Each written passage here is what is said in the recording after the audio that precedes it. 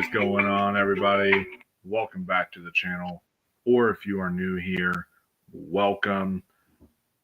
I am very excited today because as we are, doing these best of the year lists, we just did our best movies of the year. Now we're doing our best shows of the year.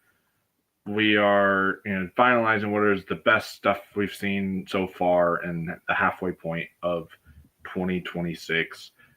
And I know it's a dour time right now in our society. We just lost a great actor, Sam Neill, and there's other really sad news going on. But we're here to, even if this isn't about him today, we're here to just kind of make a proper escape today from that tragic news that just broke. So thank you all for joining us and watching, and thank you as always, Chris, for agreeing to come on here. I know you're a big fan of TV, and I've seen a lot of television from this year. So what did you think overall so far of this year, halfway through the year of television? Strong. Much stronger for TV than it is for movies at the moment. Like a lot of good stuff. We still got a lot more stuff coming out later this year. I realized today that Carrie also coming out in the fall, so we got a lot of interesting stuff. Yeah, Mike Flanagan's Carrie series with Matt. I didn't even realize, for whatever reason, I didn't realize Matthew Lillard was in that series. And then I saw him on the cast list. I was like, what? Matthew Lillard? I'm definitely playing his principal. So yeah. So I'm very excited for that series, and there's so much other stuff coming out. Lantern, Harry Potter, Carrie, It's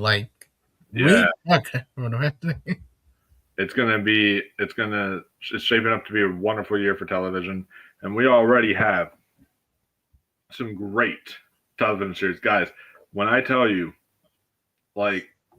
this year maybe even looking better than last year for television, because I have 6 shows that I rated a 5 out of 5 total too, that on my list here, that are just, I think, are that sublime, that good, that I rated my top 6 as all 5 out of 5 bangers. I think they're all masterpieces. So it's going to be a tough list to narrow down.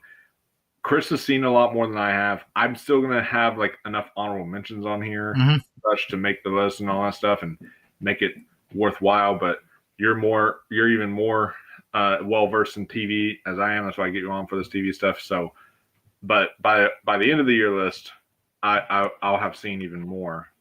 But for this list, we're just going to go through our honorable mentions, the stuff we want to throw out that didn't quite make our list, and then give you guys the list of 10 shows that stood out to us that as the best stuff we saw in 2026 so far. So starting with the honorable mentions, I'll start with you, Chris. What are some of your honorable mentions?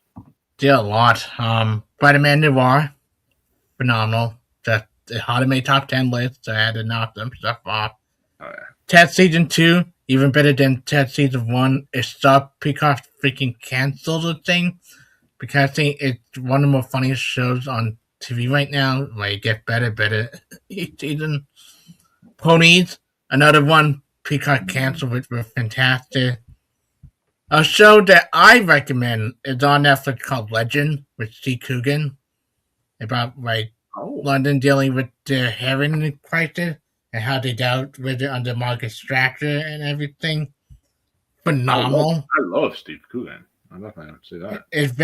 He's very serious role for it, not like his comedy stuff. This is really interesting true story.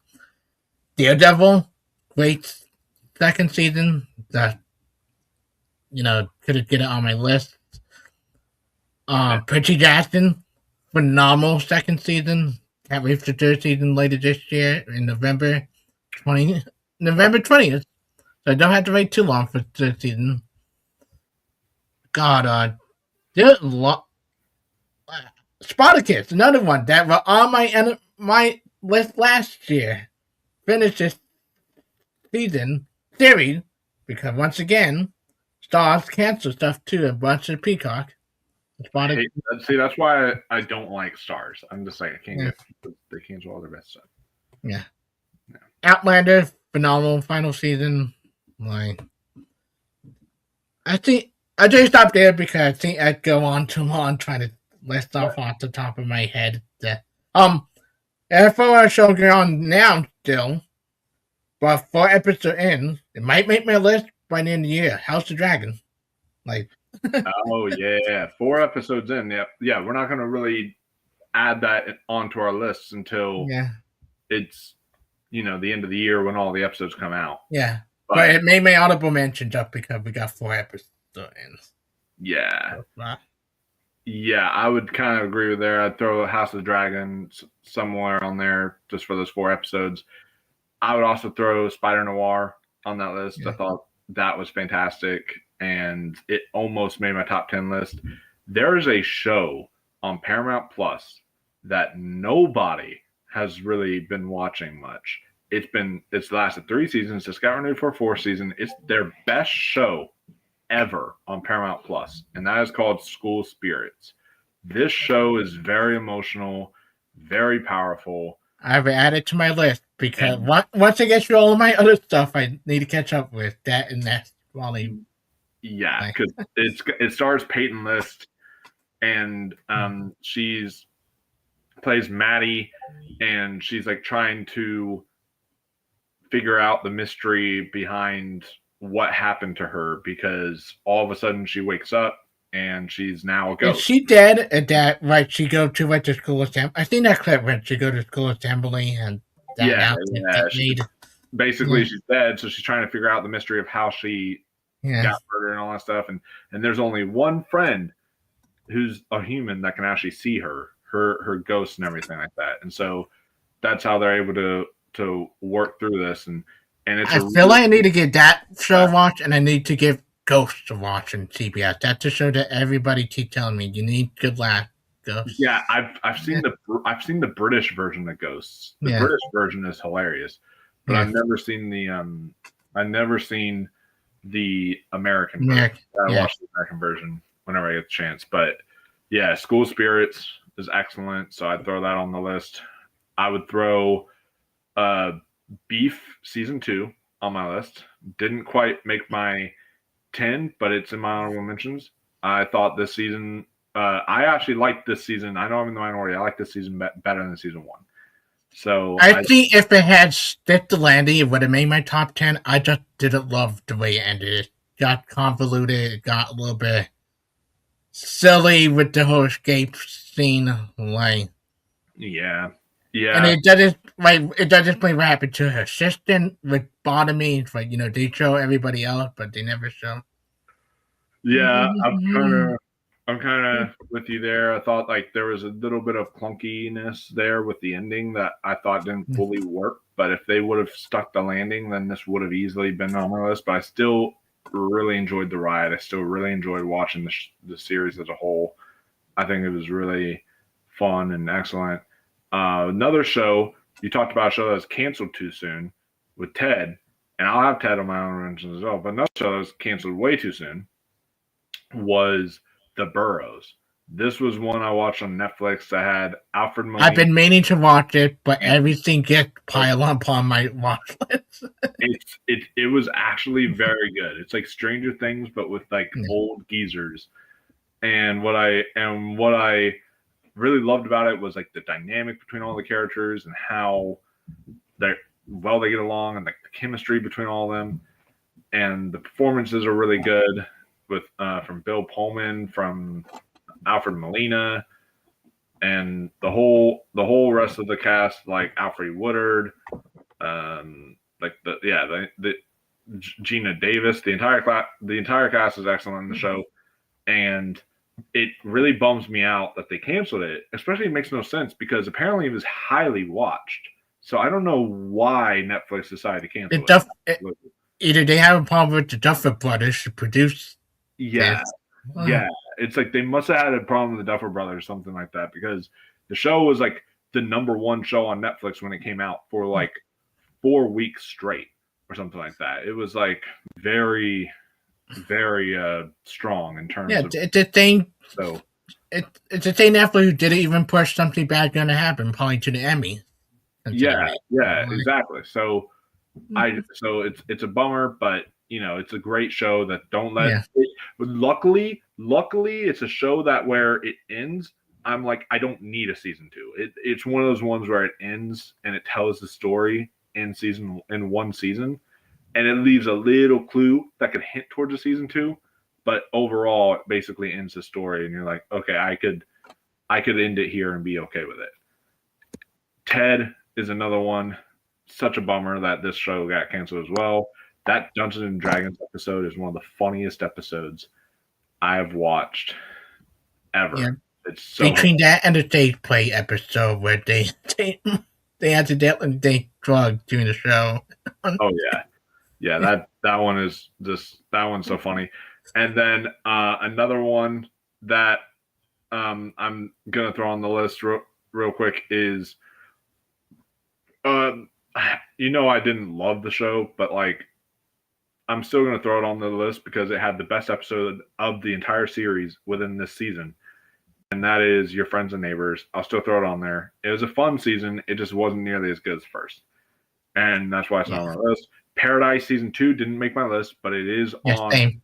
But it is on my honorable mentions. I really love Paradise season 2, and surprisingly, Shrinking season 3 is very, very close to making my list, but it didn't quite make my list. That is a punt for me. Yeah, I know you're definitely making that on your list. It just barely missed for me. So that one is one that's not on my list. And of course, if I had to throw in a couple more, Euphoria. I know it got a lot of hate. I liked this season. I thought it was interesting. His and Hers. It was a fun show that came out at the beginning of the year that I was kind of glued on when I watched it. And then Malcolm in the Middle, the new one that came out, was really fun. I almost forgot. And the new season of Scrubs. I'll throw that out there too. Yeah. Same here. I almost forgot. Something bad gonna happen. Didn't quite make my list. It almost made my list. I just like this is like want to do like. Yeah. Scrub. One Piece. Phenomenal. That is a show people are sleeping on Netflix. Like it really like the best adaptation of an anime show. Like better than Less Than Bitter, better than a lot of stuff. Like just staying true to the lore, making a long anime into simple two seasons so far. And it's phenomenal. Have one of the best one-shot action sequences in this town. The second episode make you care about a freaking whale song that would make you cry. Even about a moose flashback is emotional as hell. Have one of the most like heart-wrenching quotes I've seen him. I've been recommending it to you. Like I think you've been recommending it to me as well, and I'm gonna get on it as soon as I can for sure. Yeah, I'm very excited. Check it out. Can't wait for season 3. Happy beginning of season 3. That's the only One Piece I'm ever gonna watch. Fuck the anime series. I'm never gonna watch the anime. It's way too fucking long. I don't have the time for that. But the actual live action version, yeah, I'll watch that. That sounds like it's right up my alley. So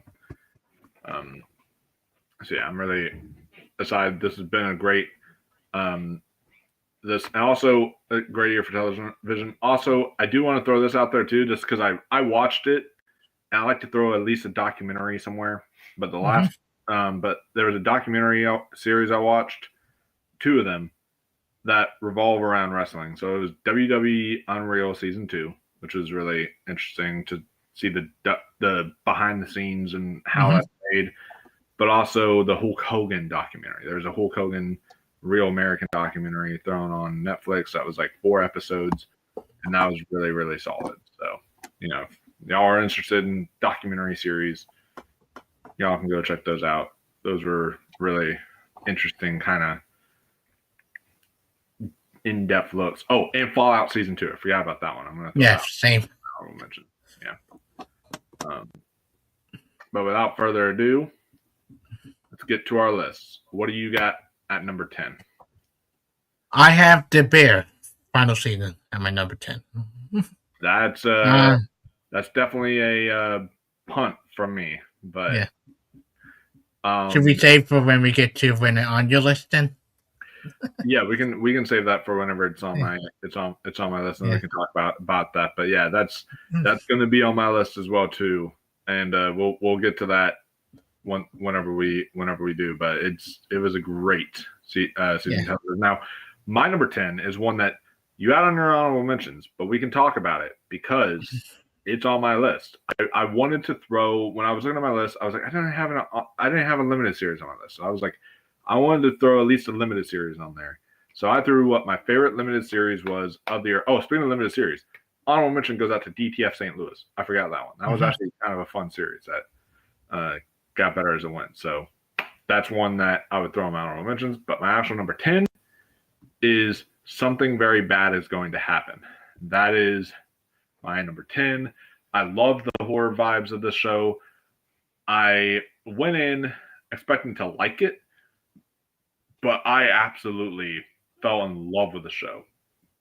Oh, also, Lords of the Flies is an honorable mention. I just recently finished that. That was really good. I forgot to mention that. But yeah, Something Very Bad is Going to Happen. I thought the atmosphere of the show was great. I thought the kind of character building, world building, all of that was excellent in this show. I thought all the performances in there. You have Ted Levine in there. You have Camila Marone, who should have been an Emmy nominee this year for Best Actress in a Limited Series. I thought she was excellent in the show. I thought the man who plays her to-be husband, Adam DeMarco, was excellent. Gus Burney, who plays Portia, was excellent. And creepy. And of course, you can't talk about this show without talking about Jennifer Jason Leigh, who was incredible. Who also should have been nominated as well. I agree. She was absolutely phenomenal on the show. The whole cast ensemble was excellent. What it builds up to, it lives up to the name for sure.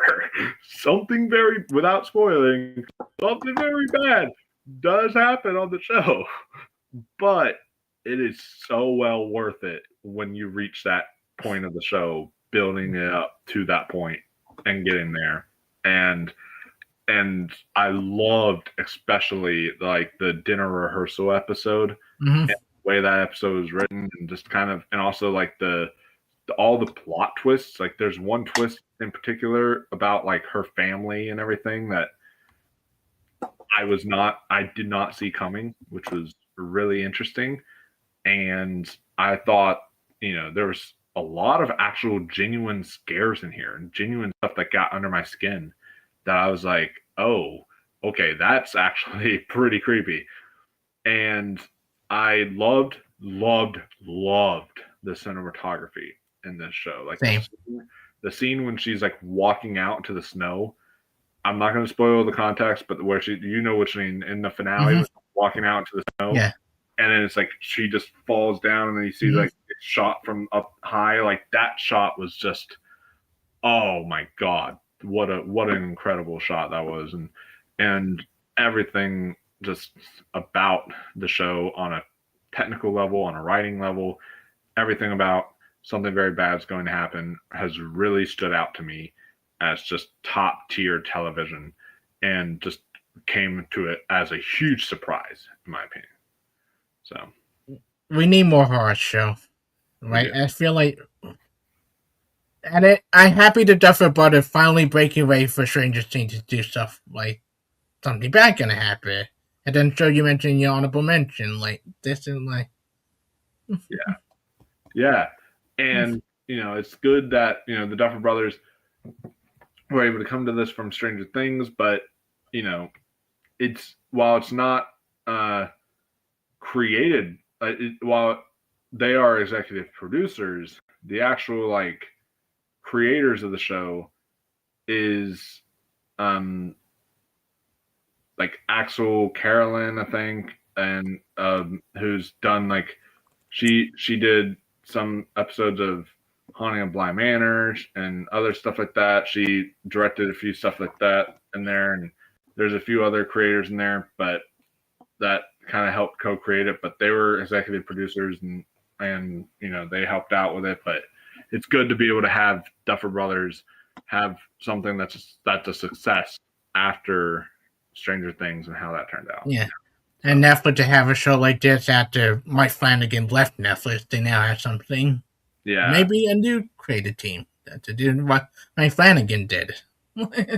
Yeah, because I've been itching for that new horror series after we've had like Haunting a Hill House, Midnight Mass, all those Mike Flanagan stuff. I've been itching for that new horror The series. Fall of House at Usher, my favorite out of them. Oh, really? Yeah, Haunting a Hill House was my favorite, but all of them are still excellent. And I've been itching for like a new horror series since those ended. And this one just completely satisfied me and completely made the horror lover in me extremely happy. So, and also makes me second guess ever getting married. So, yeah, it definitely makes you question things. So, and I like that. It's a show that makes you question and ponder on things rather than straight up says, "Oh no, it's bad." It makes you question and ponder on things for sure. So that's what I like a lot about it. So what is your number 9? Not gonna be on your list, because I know you haven't watched it. I have The Agency season 2. I haven't watched it. This is probably one of my biggest surprises of the year. I like season 1, like a lot of people do. I wasn't really excited for season 2, but season 2 took what season 1 did. I really does it better. Writing got it better. The acting is phenomenal. Mike Fassbender, Jeffrey Wright is phenomenal in the show. Like their his back and forth with Fassbender great, Hugh Bonneville great, Richard Gere, some of his back work in a while. Okay, it's just a great spy show. It's so intense. And it's so realistic at times that it's scary to work around today. Like it just gets better and better based off the French show. So like I haven't looked into the French show, so I'm waiting, hoping Netflix Paramount Plus pick it up for season 3 because they do leave it on a cliffhanger. Like that leaves that wanting more. The romance is good. It's kind of like Fassbender's cousin of Black Bag because it's similar to Black Bag in some way. But I might like this a little bit better than Black Bag, and I love Black Bag. Like, it's just really good show, and it's some of the best writing I've seen of any TV show this year.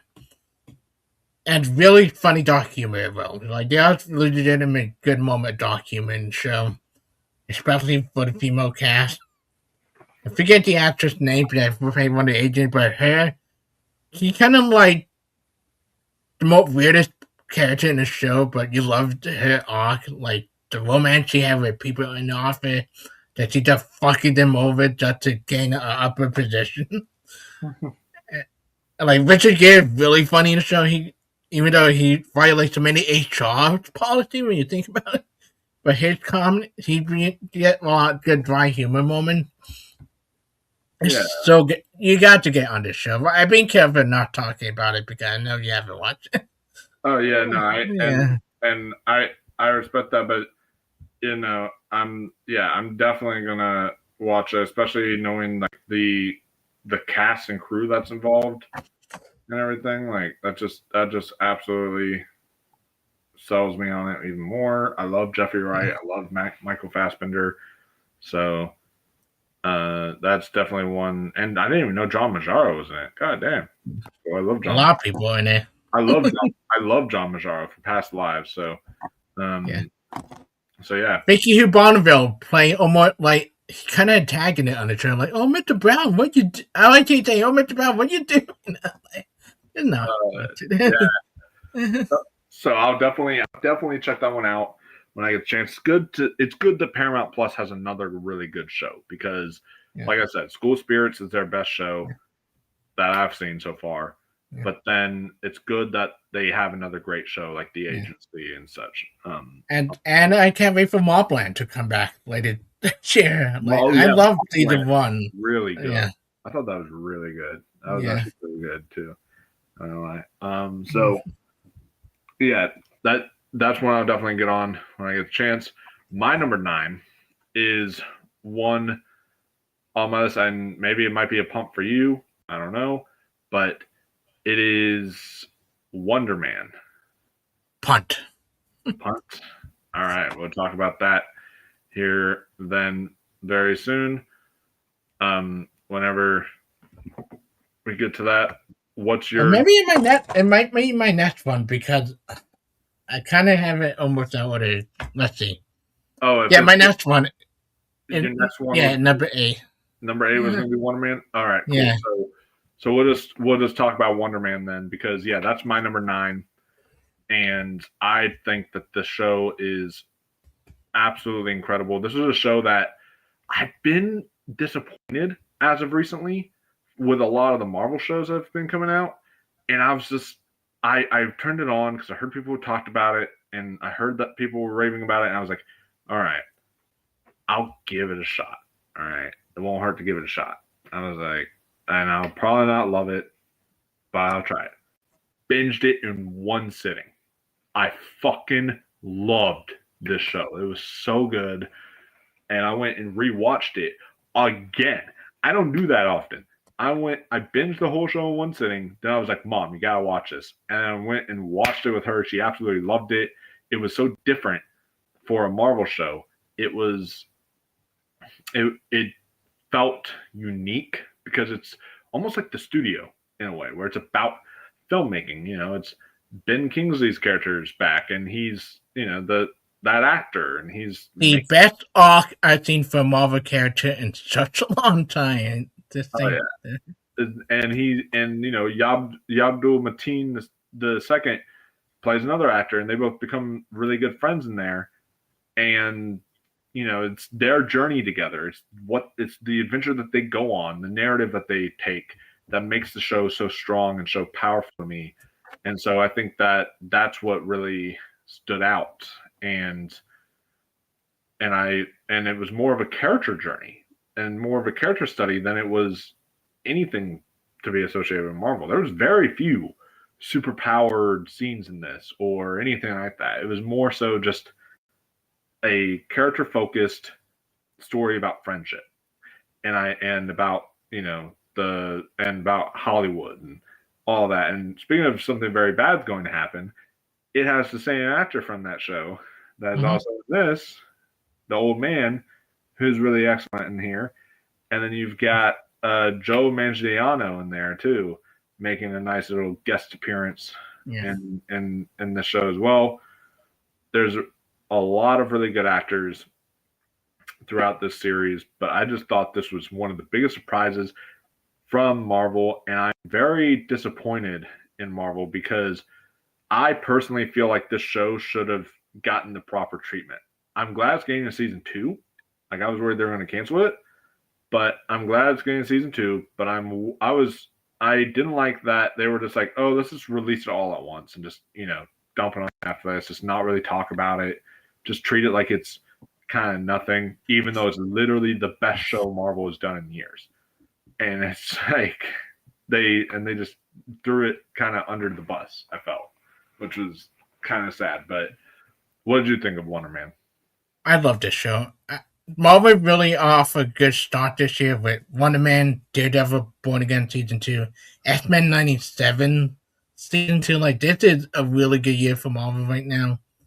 Like, it's just like they really getting this shit together. Like, we got great season Daredevil. I can't wait for Season 3. I can't wait for Season 2. This is the best Marvel thing to me than Miss Marvel.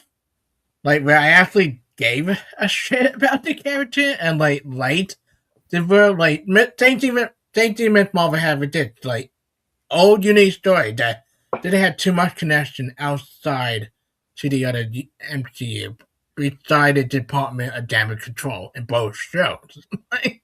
like with the same villain actor in both shows. But I love the comedy was great. Ben Kingsley should have got a freaking Emmy nomination. Like, I still pissed off that he was snubbed. Like, I think the talk about Trevor Slattery, the character that nobody gives a shit about in Iron Man 3, it's not one-off character. They actually had this off switched on scene now to this.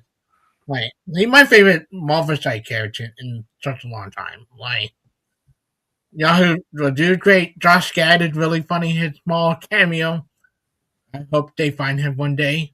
I really do hope they find whatever happened to him. Doorman, to get Doorman introduced into the MCU. I've been Yeah. doing like a Marvel script reading with my friend Chris Heyman group. He does write his own Marvel script, so I know who Doorman was going to Wonder Man. I just love seeing him on screen. Yeah, the black and white episode great. I love every episode. I love the finale. I thought it was such a satisfying. Even if they had canceled the show, I thought it was such a satisfying conclusion. And that was the ending to the show. Like that would, like Yeah. No, that would have been a really good like conclusion to the show, even if they would have ended it. But yeah. I would have still felt bummed out because I feel like the show needs to go on more. And But that's the problem with so many Marvel shows. Like I love Miss Marvel. We never got season 2 Miss Marvel. They just left it with the X-Men. And that they did, yeah. But a lot of their shows also ended where you didn't need a season 2. Like I didn't need a season 2 of WandaVision. That ended, and it felt like it ended. We got that with Doctor Strange too. Yeah, Season 2. exactly. But then, like with Loki, that actually lasted 2 seasons. Yeah, everything like that, and that was that ended up being pretty good. So Agatha was great, and we're getting Vision Quest at the end of the year, like to conclude this whole trilogy of show. Exactly. So, so that Wonder Man, guys, was truly a wonder to behold. It was excellent. So now my number 8. I'm curious if that'll be a pump for you. This will be a pump for you, but it is Margot's Got Money Troubles. That is a huge punt for a while. Cool. So we can move on to number 7. We'll talk about Margot's Got Money Troubles here very soon. But what's your number 7? I know mine. This one I'll actually get to talk about my show because this one won't be on your list. But what's your number 7? Knight of the Seven Kingdoms. That's a punt. That is a punt. We'll talk about that one. But yeah, that's a punt. My number 7 is The Legend of Vox Machina. So I need to get back into that show. I only seen the first season, and then I just been behind us. Dottie, take this down. The Legend of Vox Machina Season 4 is really incredible because of all the characters that they introduce, all including the new character who starts off really annoying but ends up being very good. Yes, I'm quoting the show because there's a new character in there that is very British and he's friends with this robot who he's always like, Dottie, take this down and all this stuff. And he like has him write stuff down for him all the time. But this show manages to still be incredible and just profound, beautiful, emotional, and I love all these characters. And while season 3 was still quite good, it was like a 8 out of 10. This goes back to like the 9 out of 10 kind of what I loved about Vox Machina. However, it's not higher up on my list because there is some stuff with it. Like, for example, Scanlan is one of my all-time favorite characters on The Legend of Vox Machina. But he's only in like one episode this season. Like, he's really not a huge aspect of the show this season and such. I hope they put him more into season 5 because he is one of the funniest, one of the best characters on the show. And the new character, like I said, it was rough start. Those first 2 episodes of the new character, I was like, kill this dude off immediately. Please kill him off. He's annoying as fuck. But then, like, as soon as they do an episode where you get the backstory of this new character, that's when you actually get to appreciate him and actually respect him and like understand him and everything. So they actually managed to make you like him. He wasn't just a Jar Jar Binks of like the entire show. He actually managed to actually have a depth to him and everything. I thought, and was utilized really well throughout the series or throughout the season. And yeah, what they do with some of the animation, there's some clever animation that they do this time around where it's typically just your normal 2D anime style show, like what like Avatar: Last Airbender is and all that stuff. But this time around, they actually decide to add like almost like a matte painting style animation a couple times here and there, where they like do different stuff there that's like really interesting. So I thought that was pretty unique, and it's like in certain artistic moments. It's not like throughout the whole episode, but I thought that was really cool. And certain twists and reveals that happen, and you get so emotional into these characters' journeys and into these characters' lives. We we gain some people back, we lose some people, we have heartbreak, we have laughter, we have everything in this series and in this season. And it just truly was riveting television. And this is honestly, now that Arcane is finished, this is bar none the best animated show that is on TV right now. Like in terms of stuff that is currently airing and making new seasons, this is the best show that is animated, that is on TV. And so I highly recommend to anybody out there, if y'all have not seen The Legend of Vox Machina, get on that, guys. This is incredible. You do not have to have seen anything from Critical Role to enjoy it, but it's still, it helps. But I've not seen anything from Critical Role, and I still love the show. And Mighty Nine was really good too, but this one was just on another level. And season 4 brings it back to form and brings it back to what we love about the show. So, guys, Legend of Vox Machina, number 7 on my list. Excellent show. So, and on my list of show, like this is the problem where you got so many shows coming back, so many shows to catch up with. Like, yeah, a lot of stuff take the back seat. Yeah, there's a lot of stuff that takes the back seat, or stuff that you can't really finish in time, or especially compared to Apple TV, where they only drop one episode per week, and I'm like, okay, I need to focus on these stuff.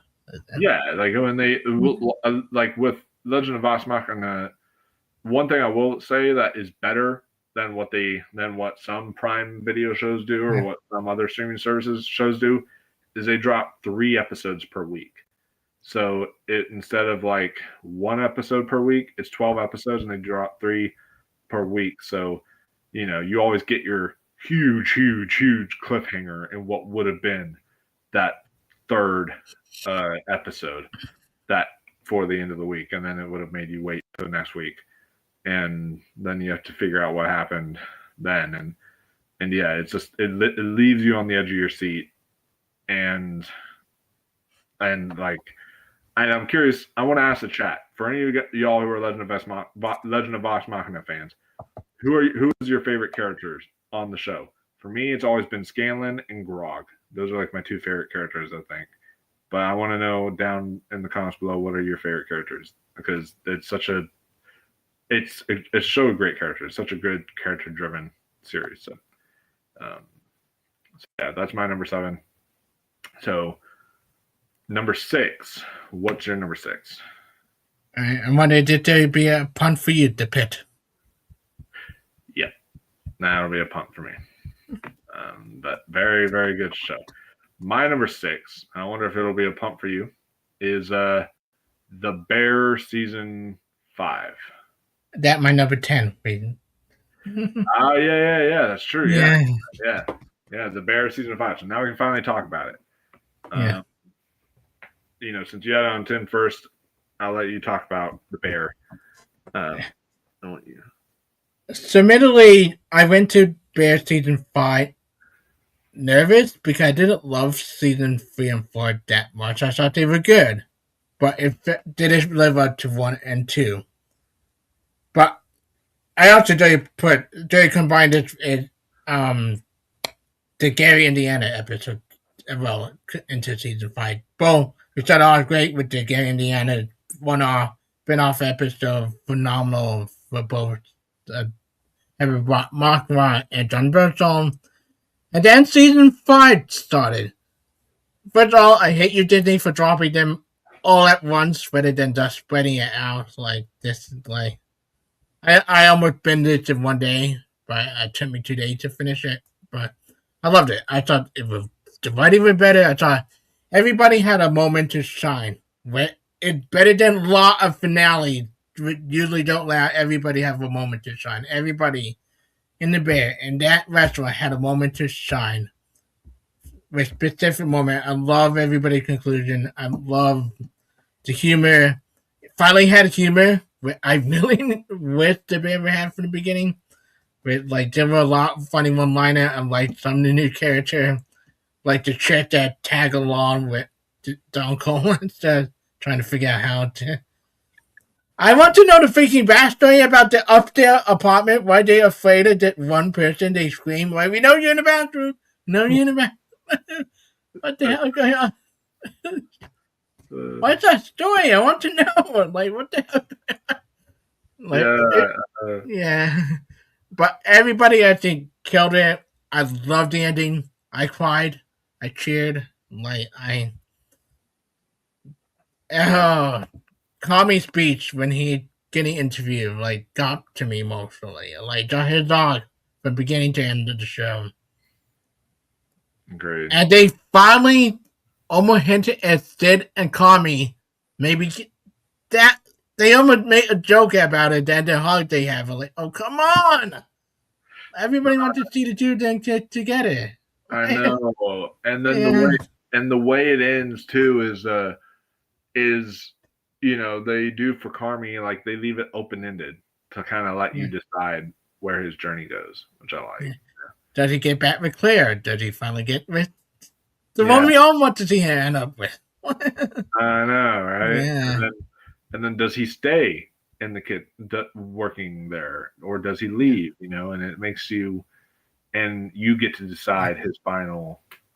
And I'm glad we didn't need like bullshit guest star. Like I'm glad they kept it small. I love the little Paul Rudd joke with the standing. I thought like, okay, that is a perfect way, and not having him be having that like. I thought the cousin were funnier. I thought they were given much better material this season to be funny. Like, I love the arc where one of them finally be able to be himself, doing the job he wants to do, and speaking to the customer. That moment I thought was phenomenal. Like back to back, the last 2 episodes were some the best since the flashback episode season 2, and the Olivia Colman episode, right? Some of the best I've seen for the bear in such a long time. Yeah. Mm-hmm. Yeah. No, they're some of the best episodes in there. I loved how this season essentially took place in like a day mostly, and it was just literally like a stress-filled. They just got to get the restaurant open. They got to get the star. They got to do it all, and it made it feel more like season 1 again because of that, which was really nice. And I loved seeing where the characters' journeys went. I loved Richie, how his story ended, where he ended up going out. He ended up with the girl that we wanted him to end up with. And I thought that, they did a beautiful job having a little surprise birthday party for the daughter. And I loved, Jamie Lee Curtis this season, and her looking through the book of like the different memories that they had together and everything. And yeah, Carmi's speech is excellent in the show, and like that he gives. He had probably one of the best acting moments to me when he dropped the plate and the look of panic he had. I'm like, yeah, that, and then the way that everybody else is so calm about it. They're like, Carm, we got you, man. Like, yeah, it's good. Like, it's fine. But like, it shows so much about the character because he's doing so well this season. If you like throughout the show, you see how just he's letting anger get to him. He's letting hatred get to him. He's letting all these emotions get to him. This season, he's kind of just there in the background, Yeah. and he's letting Ao Debris' character just do her thing, and he's just chopping onions in the background, or he's just doing something like that. And Providing laughter too, like he gets some really good funny moments here and there. yeah, and you can see that Carmi's doing much better now in this season, which I really like. I like seeing that he's now kind of grown into who he wants to become, and I loved the finale, one of the best finales I've ever seen for a television show. It was just very emotional. I love the penultimate episode. Yeah. That doesn't win Emmys, that penultimate episode. Like the way it's shot and edited. Like yeah. And that doesn't win Emmy, then there's gonna be something wrong there, because that episode, the way it's shot, the way it's edited, the way it's done, and Hans Zimmer, he gave us 2 bangers this year, because he already gave us a great score for Euphoria, but apparently he also scored for The Bear season 5. So he is getting into television now, doing scores for television. And I thought the score in The Bear season 5 was excellent, and it's one of those where I just keep listening to it on repeat.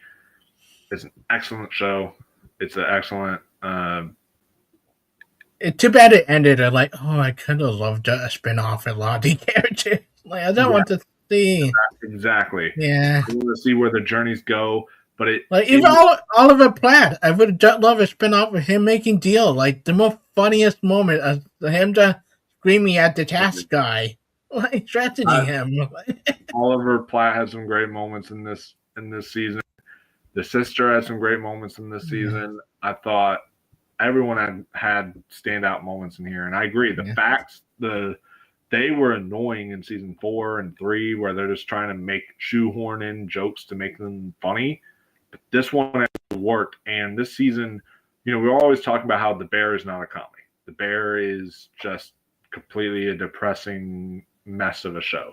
But this season actually added probably the most levity I've seen in The Bear, to where I'm laughing hysterically at just the first episode because of them like completely losing the plumbing and the pipes bursting on them, or like whenever they fall through the roof. The whole them putting the tape on. all that type of stuff, So I'm sitting there saying like, wow, this is actually, it took them 5 seasons to finally make the show into an actual comedy, with dramatic moments.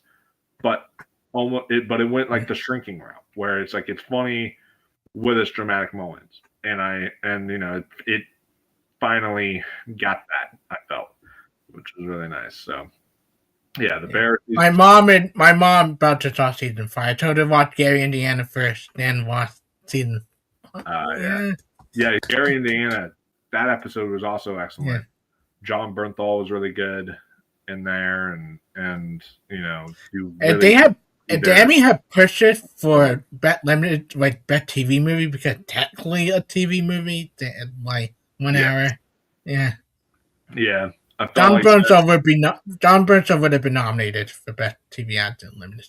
I'm curious if they're going to push it for just like whenever season 5 comes out or whatever. I wonder if they're going to include that. I don't know, but that would be interesting to see if they include it as part of season 5, how awards will work for it. But yeah, that episode was great to see Richie and his relationship with Mikey, his brother, and Richie being loose and funny and not the way he is when we see him in The Bear. Like we see him before he becomes the mess he is. Like exactly. And whenever you see Richie in his like before he had that redemption arc in season 2, this is Richie back when he was like messed up, doing drugs and other awful stuff. So he so it's interesting going backwards to that type of Richie.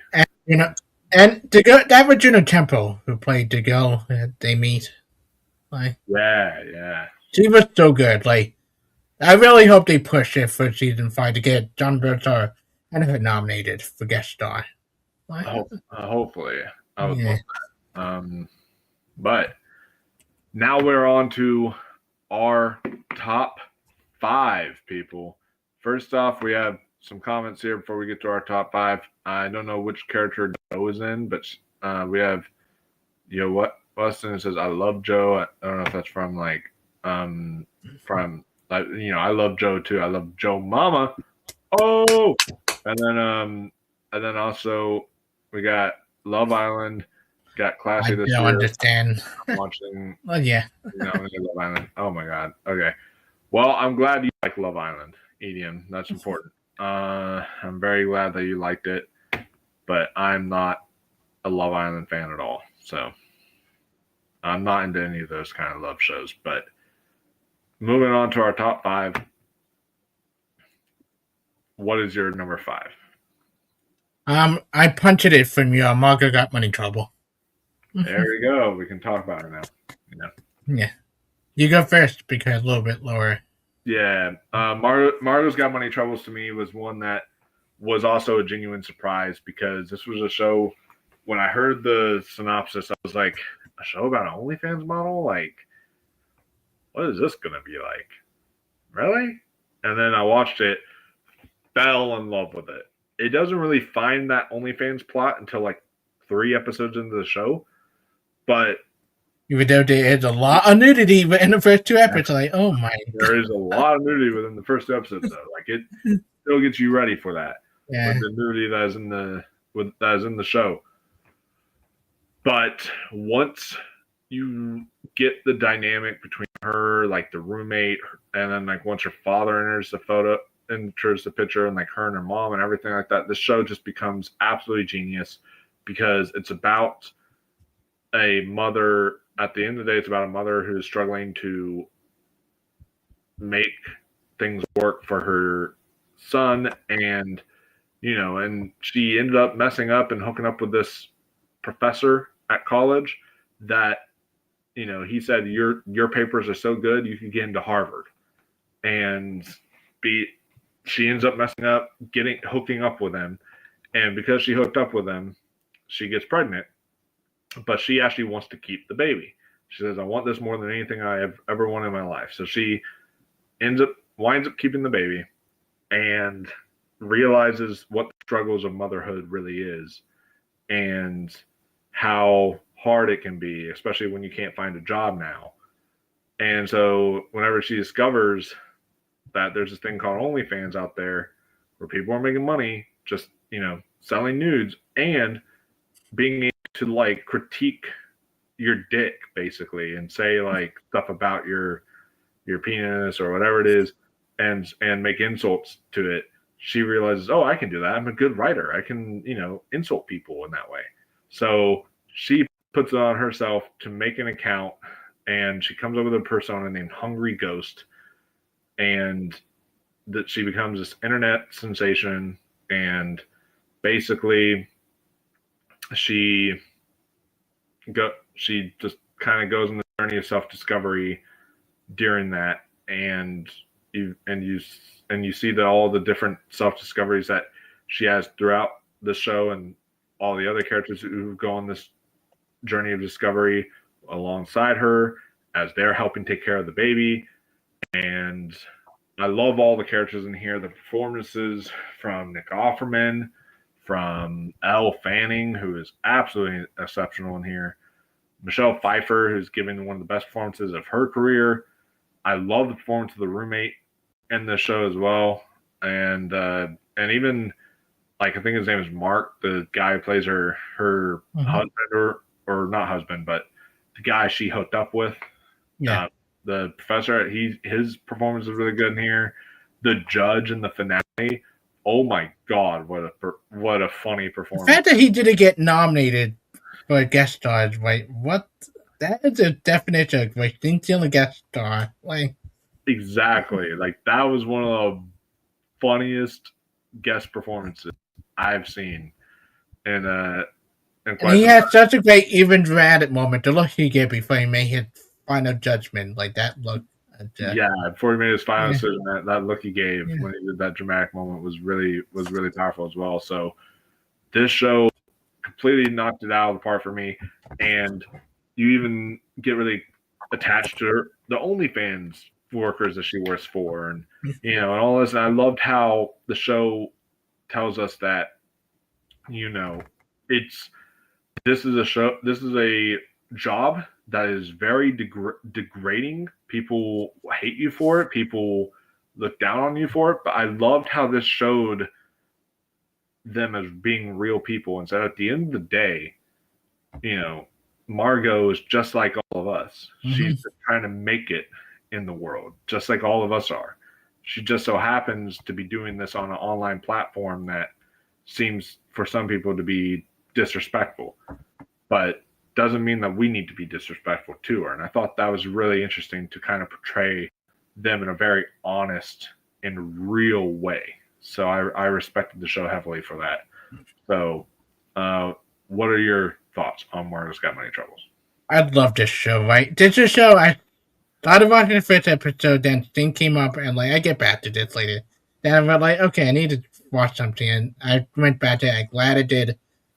I love the drama. I love the comedy. I like the little moment where they cut away before you see Michelle Pfeiffer attack the other mother.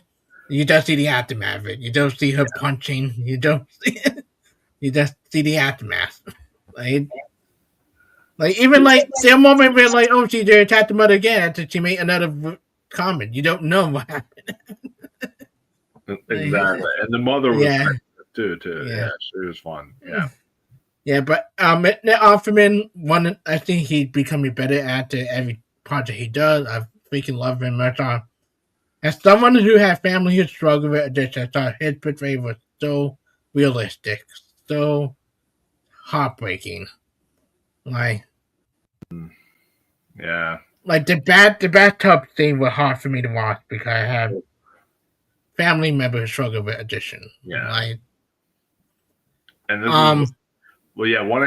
one of the best performances of his career, hands down. Yeah. And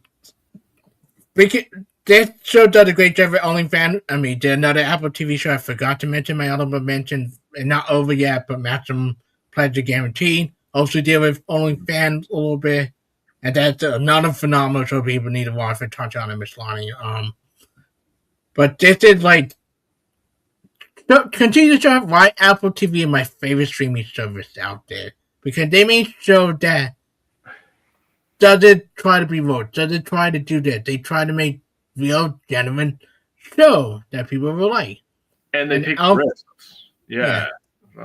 Between that and Maximum Pleasure Guarantee, we have a character dive in the first episode of this is Elle Fanning hot take is a better actress than her sister, and I understand by it. This is between this and why am I blanking on Sentimental Value from last year? Yeah. Elle Fanning. She was in Sentimental Value last year. Yeah, right? Between that, Sentimental Value, and Competitive Badlands, she got range. This is Yeah, and then she was great on The Great, no pun intended. Yeah. Well, so. If it wasn't for James Moss, she would be winning Emmy. This is standby. Exactly. Yeah. I agree. Well, hopefully we got season 2. So hopefully to finally will win for season. Hopefully, because now Hacks is going to finally be over. So now we can get on to other people winning in that category. So hopefully Elle Fanning can pull it off for Hacks season 2, unless Widow's Bay ends up getting some lead. Contender. Or Tatiana Maslany for Maximum Pleasure Guarantee. Yeah, something along those lines. So we'll have to see. But speaking of, that actually is a good transition because my number 5 is the final season of Hacks. Punt. My God, that is a punt. Nice. All right. Then we will move on to number 4 till we get there. What's your number 4? What is on your list? My only animated show on here, Mall Shadow Lord. That, my friend, is a massive punt. Massive. I don't know if that spoils where I'm going to have it, but that is a massive punt. So yeah, we will talk about it though for sure. Yeah. My number 4, we can finally talk about it. I'll let you talk about it first since it was on your list, since it popped up on your list first. But my number 4 is The Pit season 2. So, what did you think of The Pit season 2? I loved it. I thought it wasn't as great as season 1, but not every show did be as great as the first season. I just love the dynamic. I love the character. I love the realism the show brings. It just something about The Pit speak to me more than a lot of shows that try to do the one day advertise, because it's full of real people. Even though they're fictional people, if you feel like we know these type of people from different part of the world. We know the patient. We know the people working at the hospital. Like, we met these type of people. And I think the relatability the show does, and the cases that get emotional, the sexual assault, the freaking baby that the Jane Doe baby, like that, you don't, who did baby belong to? It's just like, and the characters are lovable. Like, it's have a funny moment, have a serious moment, but it just, man, HBO make good show. Like, the fact that a lot of them is on our list say something like, Oh yeah, like that between that and Apple TV. Go you Netflix, because you need to make more shows like Apple TV and HBO does. yes, And you to be. yeah. No, I agree. Yeah, they need to make more episodes like that or more shows like that. Because to me, overall, while The Pit is number 4 on my list, because just all my number 3s, I spoil what my top 3 is, but a little hint towards what my top 3 is.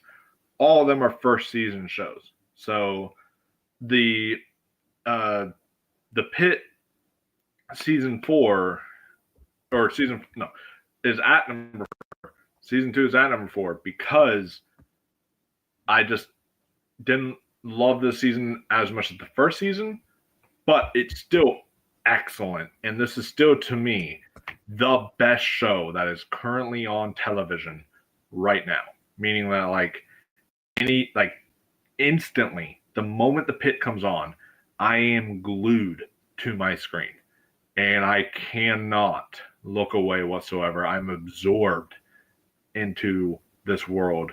It's kind of how I am with House of Dragon right now. Every time House of Dragon come on, like, okay, putting it on, no distraction. Yeah, no distractions. And then it's one of those things where as soon as an episode of The Pit is over, you're like, "What? No, no!" Like you want. That would happen to House of Dragon with me this week. Like, wait, we have to wait to next week. Yeah, and then you're just like you're upset. You know, you get really upset that the credits are rolling. You know, and that's just a sign of a great television show. And The Pit is excellent. Noah Wyle, the character journey that he goes on throughout this season is exceptional. It's very emotional. The stuff that he has, the scenes that he has with Jeff Kober in there is excellent.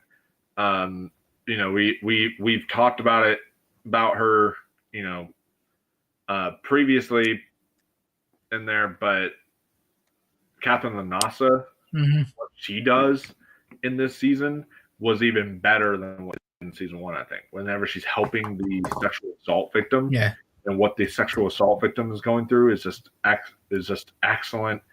It's sad we're not going to have Supriya Ganesh anymore on the show. I really wish. Oh, I forgot we mentioned Josh Snub at the Emmys. I really wish she would have gotten the Emmy snub over.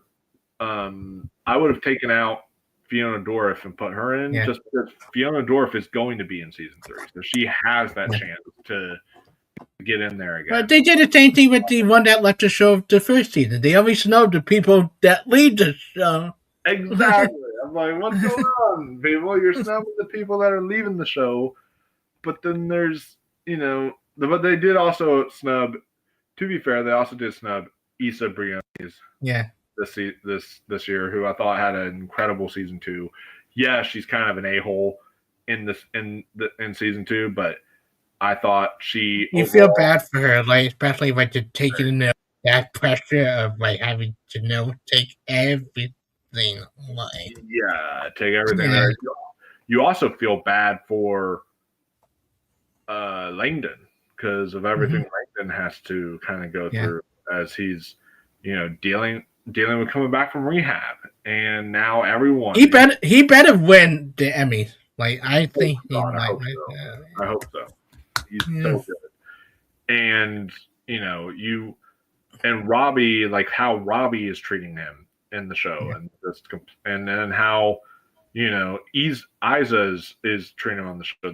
The person that he goes to that's like super close with him is Dr. King, and they have that great relationship in the show. And then will they, won't they? And they like yeah. And I thought like they have a really good chemistry between those two characters. And of course, the ensemble is the best ensemble that's on television right now. The ensemble just works super well together, and the writing in this episode and this season was still exceptional. You had the episode where Louis passes away, and that episode, the way it was written, oh my gosh, that was emotional. And written I want my funeral to be like that, with people that telling the story. Exactly, like that was so. I was crying in that episode. That was so emotional. You had so much well-directed moments. You had stuff that included the holiday with July 4th, which I appreciate, but also like this is one that I agree. It feels so real, feels so true to life with the way the doctors work, how their procedures go, but also with just the guest stars in this show and everything that they're going through. The sexual assault victim, her performance in there was excellent. The girl who was just nominated for the Emmys, who is making plans to basically pass away in this hospital, she was excellent in the show. The only negative I have concerning guest stars is there was one time, I guess they introduced too many guest stars that they forgot about this plot line. But there is a plot line that's set up in season 2 with an Asian couple, where there was like an Asian couple, and all of a sudden the lady passes out after she sees like her husband getting worked on or whatever, and the lady passes out, and then they see like, oh shoot, we have to take her out now into triage, and then later on, like you see that beautiful scene where Catherine Lenos is filming a video of him talking to his wife and saying all the regrets that he had because he watched another couple fight. They never go back to that couple. They literally only had them one episode. They're still patients in the hospital. But that's the same problem with like the Jane Doe baby, that they go back to it periodically and then you don't get it to the very end. Yeah. It's just like, so it's like, that's my real only negative, is that there's certain plot lines that they set with the guest stars where it's like they just sometimes don't even revisit at all, and they just are in one episode, and it's like, okay, well, what happened to those people? Like I want to know their journeys and where they ended up at. So, but I so want a spin-off show with the night shift on the pitch so badly. I do too. Yeah, I want to see what the night shift would be like, especially as someone who works night shift.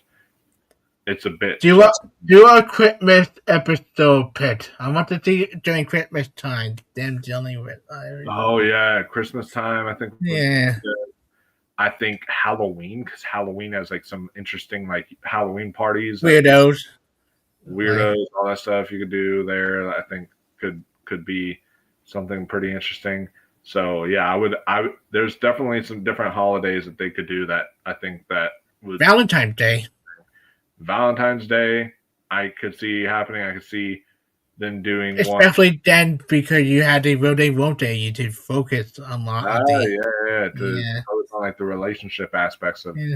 So, and then speaking of relationships, they set up something with Noah Wiley and like the new kind of head doctor lady that was just nominated for the Emmy, and she was really excellent in there too. And so, but they tried to set him up with so many people. They tried to set him up with the one that left the show season 1. Yeah, exactly. He's just a ladies' man, dude. Yeah. Yeah. So again, The Pitt continues to be one of the best shows on television, if not the best show. It is absolutely excellent. So that's why it's my number 4. So, with that said, we're moving on to number 3 now, right? Yeah. Yeah.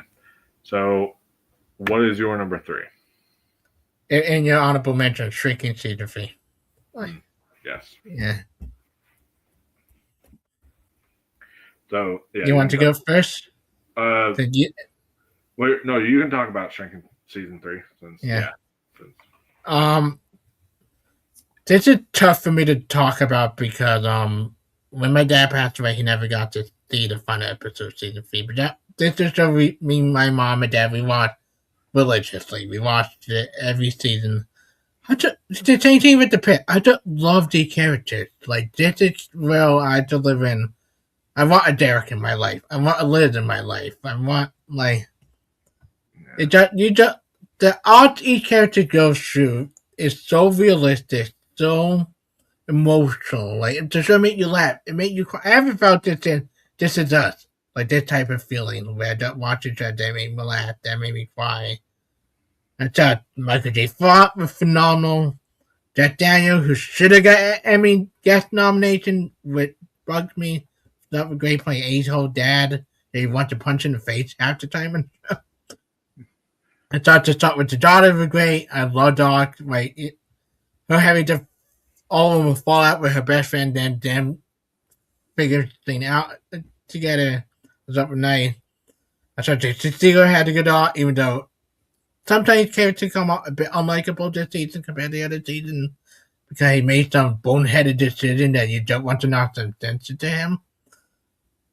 But like his co-worker, I saw her arc with her patient committing suicide and her dealing with that, the chance of maybe getting married and having kids with this guy that she's now dating, and just that was phenomenal.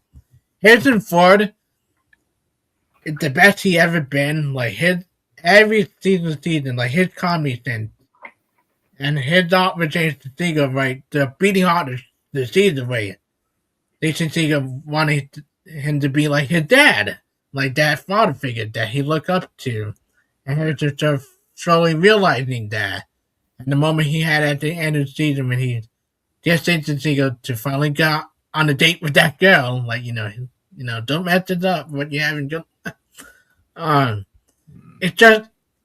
It made me smile. I thought they did such a great job. Even Derek had a really good art this past season. Like this annoying neighbor, but then to stop with his son, him having to say no to his son and kicking him out of the house with Liz. Like that whole him and Liz argument falling out with the vacation, then Liz.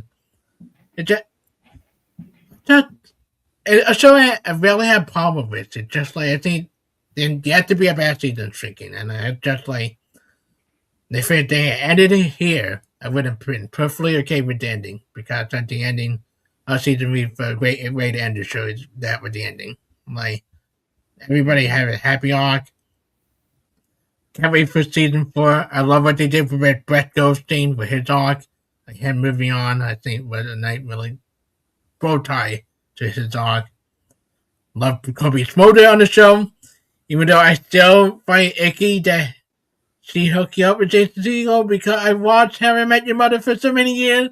So yeah, that's true. They were both in there. Aunt Robbie hook up with Uncle Marshall and not Robin hook up with Uncle Marshall and not something to think about.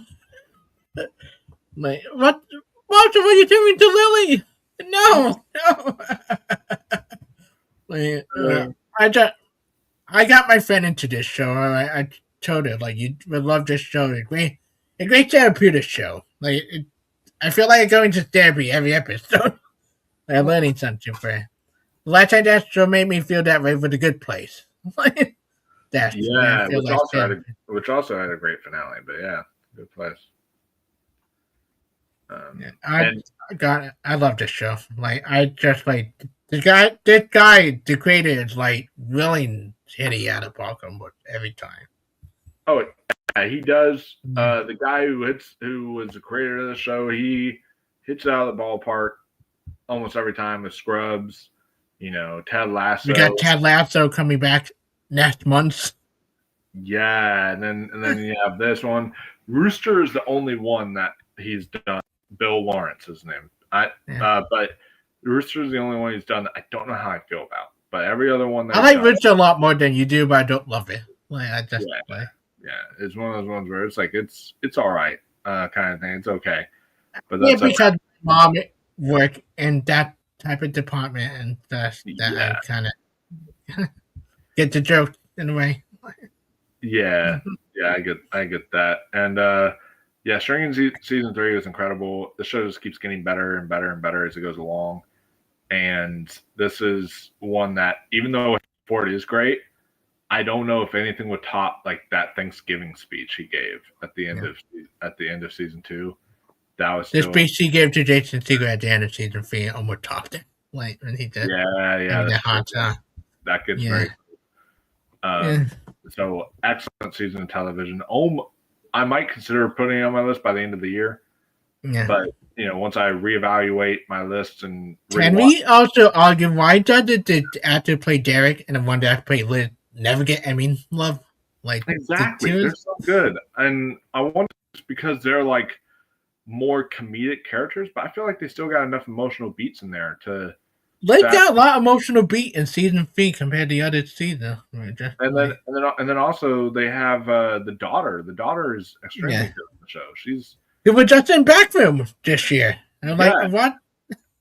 Yeah, she's just in Backrooms this year, and I think she's incredible on Drinking. She needs to get that kind of recognition as well, but she doesn't. My number 3 is a show we can finally talk about, and that is A Night of Kingdoms. So the best show out of the Game of Thrones universe, and I stand by that. Yep, I will stand by that too. This show, oh my god! All I'll say is that like that Trial of the Seven episode, the way that episode was shot, the way it was made, how it's like going through the guy's mask as they're jousting with each other. That was one of the best battle episodes I've ever seen. That the episode before that, when they're like knighting people, when he says I will fight for them and he's loyal to him, and it's powerful setup to that powerful episode. It starts off very different for Game of Thrones because it's not very comedy.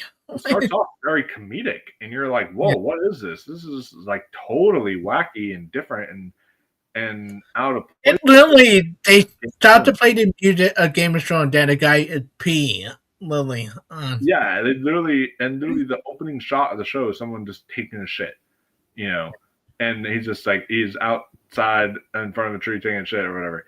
And I'm just like, it's salty that seems on to Game of Thrones almost in a way. Yeah, and so I'm just like, I'm sitting there saying like, this is totally unique and different for the Game of Thrones universe, and also Game of Thrones shows typically are an hour plus long. This show gives us 30-minute episodes in each thing. They're like 30 to 36 minutes, almost every single episode. And I was impressed and amazed because just like what we'll talk about soon with another show, I was impressed with how much they were able to fit in just one episode that was like this long. I was but then there'd be sometimes where like the editing and the pacing would just be so well done. Like that trial episode felt like 5 fucking minutes. I was like, "Are you?" I was like, "That flew by. What the fuck?" I was like, "That episode flew by." And it's like at the moment it ends, the credits roll in that episode, and you're literally just like, "No, no, give me another, no!" And then you're checking the menu. You're like, "Okay, episode 6. Where's that at? Episode 6, or episode 4. Where's that one at? Whatever it was. You're just like checking what the next episode is going to be, and you're checking to see it, and you're like, damn it, it's not there. Why isn't it there? You're just checking on it because that's what you really want to see. And what's interesting is, everyone criticized Game of Thrones season 8, rightfully so, for being 6 episodes long because they said it felt very rushed, and it was not. It didn't take its time to develop the characters. This show, I don't understand it. This is magic because I don't understand it. Everyone complained about that with season 8. Then this show comes along and gives us shorter episodes than Game of Thrones season 8 and the same amount of episodes, which was 6 episodes in season 1. And yet it wound up being incredible. And I'm like, how did this happen? Like, I don't understand. And I get it's based on a short story as opposed to like a real long book, like a House of the Dragon is based on. Like, still, what this was able to do in just that amount of time is absolutely exceptional. And I agree, this is the best Game of Thrones universe show. I will fight anyone on that hill. This is just so good. The performances in the show too. I personally feel like Peter Claflin should have gotten an Emmy nomination for the show. He was exceptional. But even the actor who plays Egg, Dexter Soul-Ansel, I thought he was excellent on the show. And yeah, everybody on here just absolutely killed it. And it was just absolutely incredible. So this Night of the 7 Kingdoms, guys, or Night of the 8 Kingdoms, should I say, technically, because of the finale, is incredible. And I cannot wait for season 2. And I love that this show, just like The Pit, they say they're going to try to stick to doing like a year by year thing. They're not going to make us wait for this show to come out in 3 years from now. It's going to be a normal show schedule. Well, good, because then it gave us something to have before the final season of House of Dragon in 2 years. Exactly. So it's something that'll be pretty nice there, and it also means that 2 Game of Thrones shows can be Emmy nominated next year, which is kind of crazy. So yeah, really exciting time we're living in as Game of Thrones fans. What did you think of Night of 7 Kingdoms? They were the biggest surprise I think any show this year. I was like, okay, do we really need another Game of Thrones show? Like, but I remember me, my dad, and my mom watching it. We were really surprised. We were laughing. We were smiling. That's my dad's favorite the Game of Thrones show too. Like, he loved it. Like, the one thing I love, and I always complain about House of Dragon and Game of Thrones, is that in those shows, the evil character are evil just for the sake of being evil. In this show, every character is complicated. Even the bad guy, the antagonist, had complications with them. Like, the brother accidentally killed the other brother. Him having that regret of what happened with the trial of the 7. That he had to live with that. Like, even the kid that started it off, he had regret. Like, they each have something that kind of made them relatable in a way. And, like, we never got that with Joffrey of Ramsay and Game of Thrones. Even House of Dragon. Like, the sons are assholes. Like, I was saying it the other night, watching House of Dragon, that someone need to get that kid a kick in the neck to teach him some manners that's trying to cause trouble right now. He can't see him out shut. Exactly. Yeah. I love Egg. I love all of the characters. I even love the guy that had like the deer stag. That that beats on Sanson, the main character at the end. Like he fought for you. Yeah. Like And exactly, like he fought for you, and that's how you're gonna treat him. yeah. And He's like my favorite character. Like that is my favorite character in the show because he's funny, but he had the moment where he just like agreed, and I mean I loved almost all the characters on the show except for the obvious villains, but But then again, the obvious villain have dimension to them compared to other Game of Thrones shows. They do. Like the brother that caused the whole trial of Seven to happen. Like he had that regret with what happened. And then and the thing that makes that episode, the Trial of Seven episode, so great is how real it feels and just how like you are literally watching it and you're like, oh my god, how is it gonna get out? Oh my god, his eye, his eye, and you're like, whoa, what? And it's just so brutal. And even the one death, the way they're doing shit like that, like, oh my god, yeah. Like even the one death I like, it just the accident. Nobody fault. It just happened. Like I think that kind of light. Yeah, and then the way you see it break our main character of Dunk, and the other character like that break. Yeah, it's just. I love that conversation between him and the other guy in the last episode. So like that, how like you have to live with this. You have to like. Yeah. So you have to live it. And even the father, who's like of that conniving, brother that we talked about, who is also the father of Egg. He has a dimension to him as well. He is someone who just genuinely cares about. And the conniving brother like had dimension of like the reason why he is what he is, and you feel bad when you realize there is. Yeah, and it's like that's why he is the way he is, and that like, and it's very, very good. Yeah, and part I love that. I love the ending, like him realize the egg and not there anymore. Yeah, him realize that also whenever Egg corrects him because like they're going on their journey together, and he says there's technically 8 kingdoms. Not 7, because it had my favorite shot of any TV show this year of them going down the road and then the guy that they already talk about going the other way. It just seems like right there, and they're walking by him, and that's it's so interesting. It's so interesting. That's my second favorite shot of any show this year. Obviously, my first favorite shot is a shot that I referred to earlier, and something very bad is going to happen. But that's my second favorite shot of this year.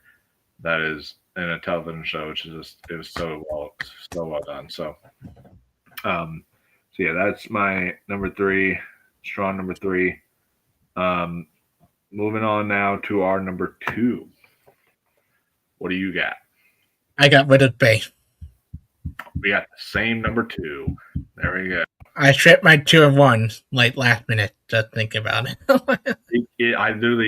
I asked me tomorrow. My number 2 could be my number 1, but it just keeps flipping back and forth over and over again. So yeah.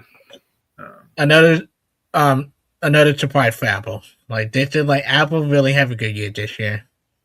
Oh yeah. We haven't mentioned even they have good show going on right now. Sugar is really good. I haven't watched Tyler, but everybody saying Tyler season feed for that. All Mankind, Star City is another one I hear nothing but amazing thing about. Like they've been killing it this year. Yeah, they really have. Yeah.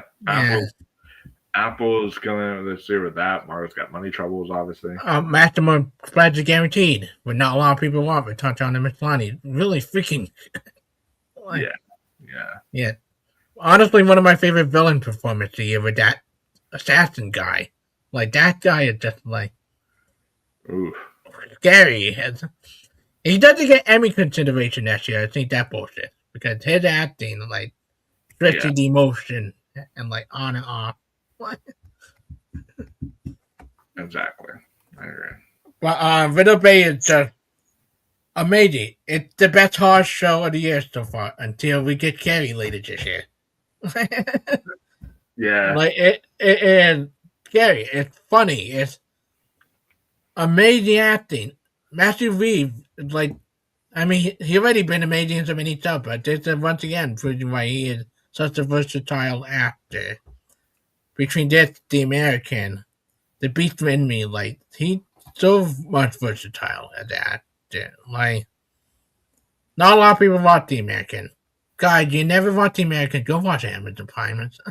He Mhm. is, like, I mean, and the one that played, like, the one that got nominated for Best Supporting Actress, that I really forget the character name. Oh yeah, yeah, yeah.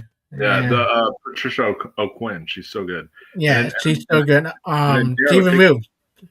Dickey got Yeah, nominated as well. She was yeah. also great in her episode. Stephen Root is so good. Like, he had, like, he's one of the more underrated comedic actors, like, out there. Like, Oh yeah, yeah. No, he also play a straight man in a way, because he go back and forth, be funny and then play a straight, like, to the straight. yeah. No, Yeah. yeah, he's so good. The whole cast is excellent. Oh, yeah. Betty Clifton, like, holy, she's so good in, like, the one episode. Man, like, Yeah, yeah. She's yeah. Betty Gilpin, also the guy from Midnight Mass. yeah. Like Hamish, like, Hamish, West. yeah, Hamish Linklater. He is excellent as well. And this is the definition of a comedy. Like, I know some show like I love Margaret Got Money Trouble, but that more dramatic than funny. Like that. It has its fun moment, yes. Yeah. Like, Mm-hmm. but this is actually like like the episode where he's on shrooms and everything is hilarious. Or And you like don't see what happened. Like they cut away before you see. or like the episode like one of the hardest laughs I had was where he's angry in the finale or whatever. He grabs the portrait and he's just like the portrait's too big that it just falls on top of him and he's stuck there and the portrait's just over top. So then Daryl Dickey's character tries to come up. She just like tries to grab the portrait. She's like, "Oh, my sciatica," and she like can't get the portrait on him. That part was so fucking funny. I was laughing. The boat episode, like some massive right? That meeting the ancestor, like, and like for the first time. His reaction, like he can't believe anything that. Yeah. And his reaction to finding out the big reveal that we all predicted, by the way. Everyone on the internet was correct, by the way. With but that. they kind of said it reveal already early on, like hinted at it, like with the flashback. That's a huge hint that they give away that the reveal in the flashback. Like in the flashback episode, especially with the painting and everything, like they really give you a reveal there that tells you something going on, what was going on and everything. So and yeah, just the atmosphere within this show is incredible, and I think that what they're able to do with the horror elements of the show and how like every episode is essentially a different horror to it. Like we had a slasher episode in there for the slasher fans, which was really incredible. We had supernatural horror. We had a witchcraft horror episode for the witchcraft fans that are into that. And then we had like all these different genres of horror that are going to be mixed in there for a different episode. And they somehow find a way to blend it all and make it work, which was at some part me would love. Because we've seen that task with Mary Easttown having us cross over in the same universe. God, I would love Widow Bay and Evil Dead being in the same universe because this is like, yeah, that'd be great. That would be fantastic. But to me, after just one season, I'm comfortable saying this: Widow's Bay is now, in my opinion, and I never thought this would ever happen. It is now probably the best Apple TV Plus show I might have ever seen. I don't know. It's up there. It's heavily. I had to see where they go with season 2 if I put the it is better than Shrinking, because that's Shrinking to me. Yeah, it's between that or Shrinking or Severance, between like those three. Mhm. But to me, it's like that's definitely the top three. Like when I think the top three Apple shows now, I'm always going to think Shrinking, I'm always going to think Severance, and I'm always going to think now Widow's Bay.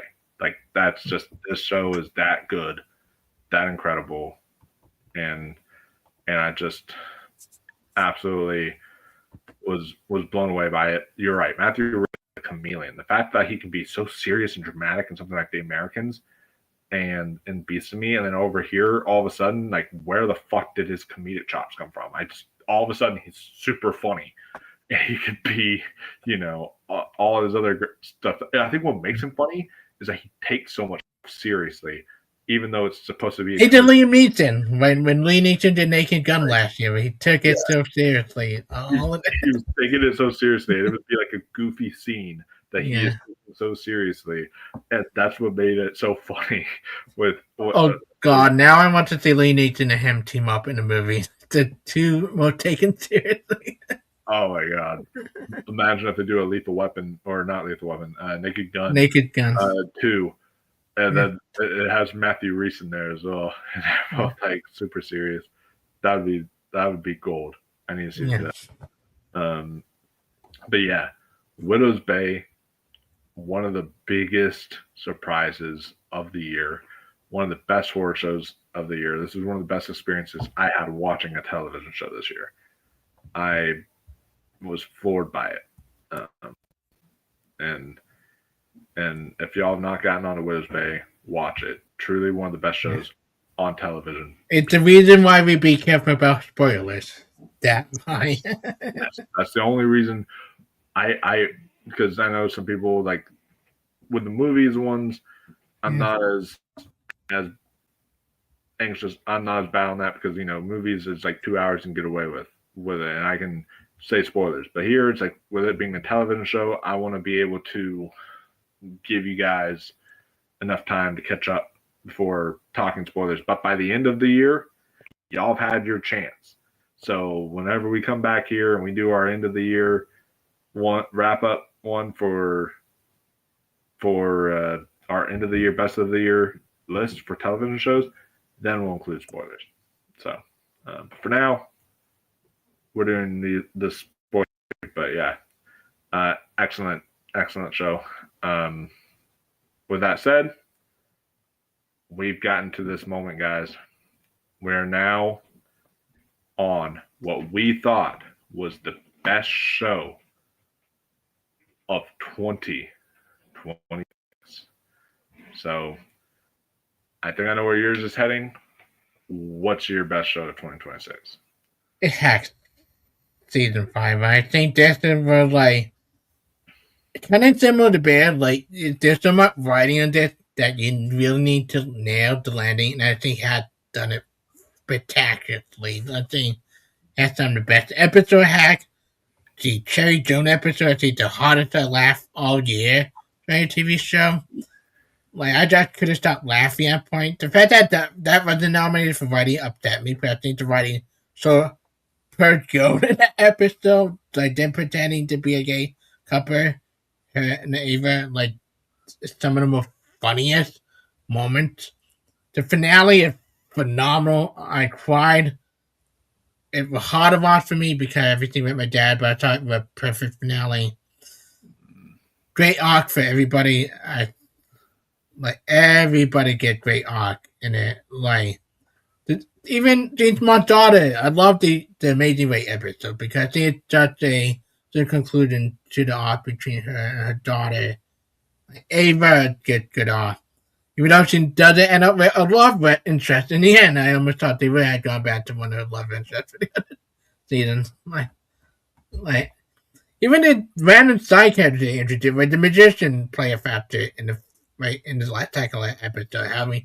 Happy to get the word out about the fan coming to see her, free show.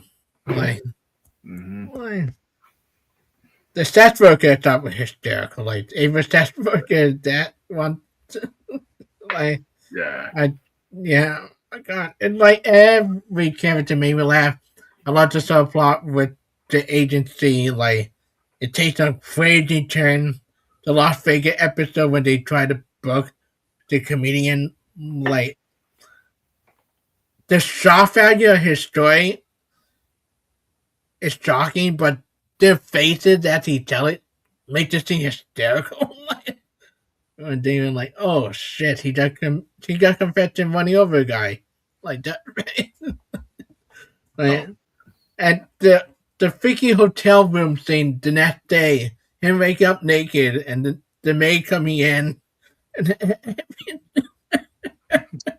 Oh Like, man. I even love the I love Lucy type episode with these marks like two coming dinner, whatever that original show called, and her realizing her ex husband, the message she leaves. So, like, I thought that was a nice emotional punch in a way that it's just like guy that she villainized for so many years that he did have a nice message in that video thing. Like, And then yeah, yeah, I love it's that. just a phenomenal season. Like, I just like it should have win all of the Emmys. Like, well deserving show. They stick the landing. One of the best HBO shows out there, comedy wise. Like, Mm, like yeah. I just love the show. I said it done. Like, I want to spend more time with them. Why so much? Same. I wish we could spend more time with them. The finale was perfect. It stuck the landing. I'm so glad you convinced me to keep on going with the show. Because I remember saying that I was going to stop after 2 seasons because I was like, oh, well, that's like the end. That was like the perfect ending for me and all that stuff. And then you were like, no, dude, keep going. It's really funny. It's really great. And then they actually ended it in such a beautiful way with season 5 that I was like, okay, I'm glad I kept going with this show. They wrapped up all the arcs perfectly. All the people you wanted to end up where they were ended up in those spots. I thought the performances from obviously Gene Smart was excellent, but also from Hannah Einbinder and from Paul W. Downs and from Hannah Stalter in there as well. May Stroller, Yeah, aka Mary Todd Lincoln. She's now on Broadway playing Mary Todd Lincoln at the moment. Oh, Mary. yeah. So just absolutely incredible stuff here from HBO for this series. Definitely one of the funniest shows out there. One of the most emotional, like what they set up in the finale, and then how the payoff ends up going. Like I was just bawling my eyes out. But the question is, what was the better finale? Hacks or the Bear? Hacks. Hacks. The way to combinate back to the beginning of the show, like that. Yeah. Like, Yeah. you know, that better joke. The moment when she goes, that better joke. The way call back to the first. The way they literally make reveals, like all I'll say is like they talk about. There's a joke that's like where they talk about hands and where she's like, "Oh my God, your hands are bigger than mine," and all that stuff. And they're talking about that because that was something that was mentioned literally in the the first season of the show, and where it was shot was literally like where the first episode was shot. So it like completely goes full circle, and and it's just really beautiful where things end up for the characters and for everyone, and the writing so sublime. And the one thing is the only negative I had with this season is I wish the villain had more of a comeuppance. Like I wish something happened to him that I really wanted to see that guy who was trying to screw her over. I really wanted to see him get like something where I really want to see him get it where it's like he could never work again, or something happened where it's like something backfired on him, or something along those lines, but that's fine. That's the only storyline they didn't really wrap up. Everything else, though, they were at the. I even would have wished Ava reached out another her love interest for season 1 to on and off again. Yeah. Girlfriend, come back. Yeah. I would have also. Because she just kind of forgot she's gay at that point. They're like, she is gay. Exactly. So, yeah. I would have also. I would have also still liked that. It's a really, really, really great season of television, and easily one of the best shows of all time. I'm gonna miss it for sure. It's excellent. So I'm definitely gonna You'll have to HBO finding the next comedy show. And I wish that we could continue more with it, but where it ends up is the perfect place to end it. And I will be just forever grateful for all the memories I've had watching this show. So so thank you, everyone. Now we got Shrinking, but emotional comedy show left.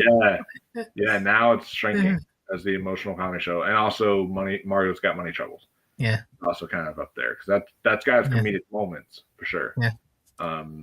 But my number one of the year. I'm kind of giving you a little hint at it from the shirt I'm wearing.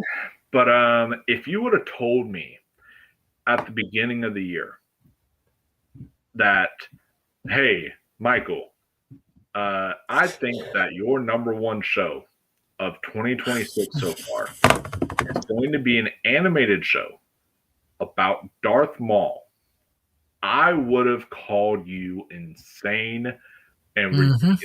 I would have said, there's no fucking way that would be better than The Pit. There's no fucking way that would be better than Hacks. There's no fucking way that would be better than all the other shows we mentioned. But for me, holy shit, was this incredible. Like, I was floored by this show. This easily became the best Star Wars animated property just after one season. This is the best animated Star Wars thing I think I've ever seen. Like, this was that. Whoa, slow your horses. Saying better than Andor is last. No. I said animated. I didn't say live action. Yeah. I just don't. Yeah. This is not Andor. All right. Yeah. Don't toot my horn too much. All right. Andor's still better. But I said, in terms of animation, this is the best Star Wars animated thing I've seen come out, maybe ever. This is that's so well written, so well directed. The way that they make Maul, who typically is this stereotypical awful villain, the way they make him such an interesting, unique character that you actually are able to relate to and that you're able to kind of sympathize with. I thought that was just incredible. And Sam Witwer's performance as Maul is always great, but it's how did he not get Emmy nomination on this? I don't know. I honestly, how did he not get nominated? And I get it. Visions is a good show, all right, but this should have been nominated instead of Star Wars. And also, how did Ragnar Moore not also get nominated for Maul show? Yeah, his voice acting. Wagner Moura's voice acting was incredible in the show, and then also that one actor too. I'm blanking out his name. The one that is in all the old Allstate commercials. Oh yeah, Dennis Haysbert. Yeah. His voice acting in there as Master Iko was incredible. You had Richard Ayoade or Ayoade, however you say his name, as Two Boots. And Two Boots, okay, I gotta say this. Two Boots was a character who, when he first showed up on screen, I was like, oh God, this is gonna get maybe another K2S though. And then they continue on with the show, and now Two Boots is one of the best Star Wars characters. I fucking love Two Boots. I'm like, I never thought I'd ever say that, but he's an excellent character. It's too bad we can't get a spin-off for him at K2S though. Like just until then. I know, right? Like, oh, I love that. But like, all of them were great in here. The Devin Izara, her journey that she goes on of like, no, I'm noble to the Jedi. I have to follow this order. I have to do this. And then Maul's plan to basically just sabotage all that for her was really excellent. And to see where her character ends up, I'm super excited for season 2 now to see where they take her character journey in season 2 and how she and where that ends up going, and if she finds out that Maul was responsible for that and everything, like that would be really interesting. And you know, and also there is a certain all I'll say is there's a certain character that shows up in here, and that was maybe the most badass moment in all of television this year. I was like cheering. All I'll say is they make a dream matchup that we've been waiting for ages. They make a dream fight actually happen on this show, and there's no dialogue.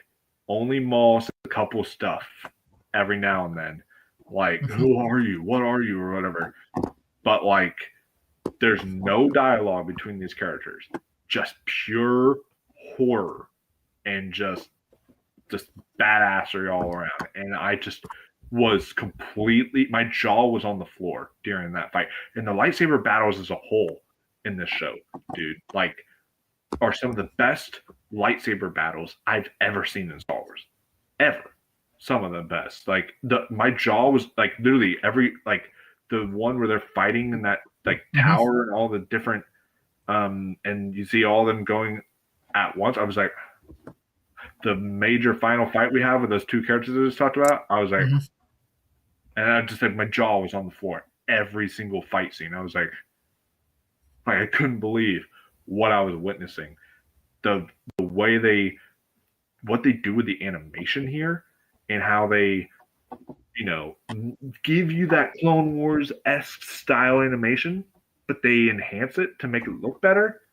But then they also have this like matte painting animation thing going with it, like in the backgrounds and such.